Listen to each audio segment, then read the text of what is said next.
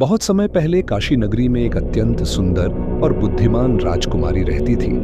उसका नाम था मदन सेना। उसकी सुंदरता और गुणों की चर्चा दूर दूर तक फैली हुई थी। उसी नगर में 4 ब्राह्मण युवक रहते थे। चारों ही विद्वान और योग्य थे और संयोग से चारों को ही राजकुमारी से प्रेम हो गया।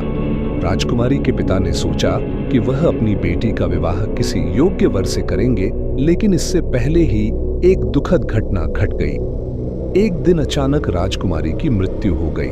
पूरे राज्य में शोक छा गया, लेकिन उन चारों युवकों का प्रेम इतना सच्चा था कि वे राजकुमारी को भूल नहीं पाए। चारों प्रेमियों का अलग अलग निर्णय।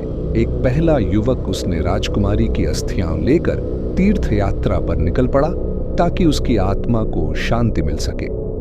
दूसरा युवक वह राजकुमारी की चिता की राख के पास ही बैठ गया और वहीं तपस्या करने लगा। उसने ठान लिया कि वह जीवन भर उसी स्थान की रक्षा करेगा। तीसरा युवक वह एक साधु के साथ रहने लगा और संजीवनी विद्या सीखने लगा। चौथा युवक वह राजकुमारी की याद में सन्यासी बनकर जंगलों में भटकने लगा। राजकुमारी का पुनर्जन्म कुछ समय बाद तीसरे युवक ने संजीवनी मंत्र सीख लिया। वह तुरंत राजकुमारी की चिता के पास पहुंचा। वहां दूसरा युवक अभी भी राख की रक्षा कर रहा था और पहला युवक भी अस्थियाम लेकर लौट आया था। तीनों ने मिलकर एक अनोखा काम किया।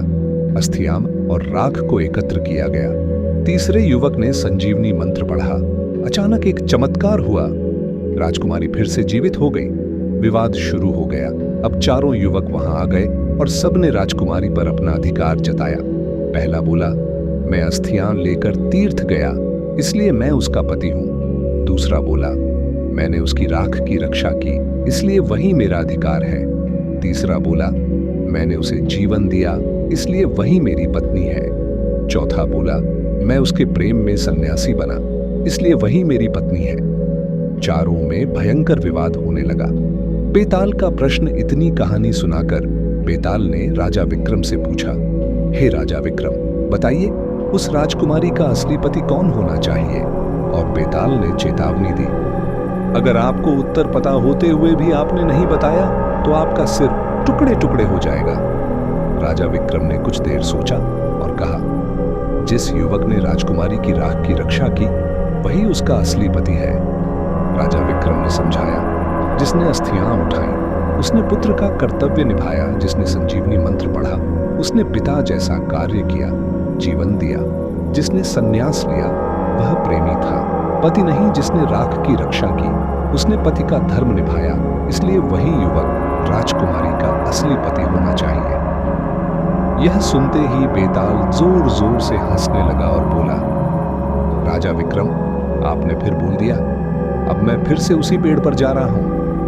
और वह उड़कर फिर से बरगद के पेड़ पर लटक गया। पार्ट 3 देखने के लिए हमारे चैनल को लाइक, शेयर और सब्सक्राइब करना बिल्कुल भी न